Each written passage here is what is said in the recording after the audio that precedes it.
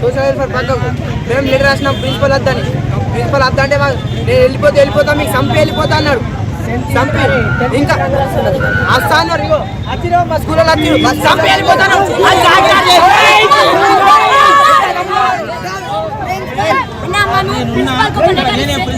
చంపుతాను.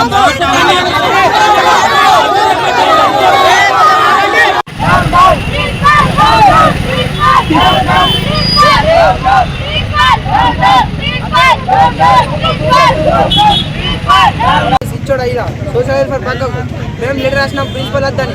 ప్రిన్సిపల్ వద్ద అంటే నేను వెళ్ళిపోతా మీకు చంపి వెళ్ళిపోతా అన్నాడు. చంపి ఇంకా వస్తా అన్నారు. ఇగో వచ్చిన మా స్కూల్లో బాబు ఇట్లా కొడితే మరి పిల్లవాడు చనిపోతే ఎట్లా మరి భవిష్యత్తులో మరి మీ పైన కూడా కేసు కావచ్చు. ఇలా చేయొద్దు కదా, మంచిగా చదువుకోవాలా అని వాళ్ళకు సముదాయించిన. అయితే సముదాయించి లెటర్ కూడా రాయించుకున్నా. ఆ పిల్లలతో కొట్టిన పిల్లలతో సైన్ కూడా తీసుకున్నా. ఈ కొట్టిన పిల్లలు ఏం చేశారంటే నన్ను టార్గెట్ చేసారు మధ్యలో.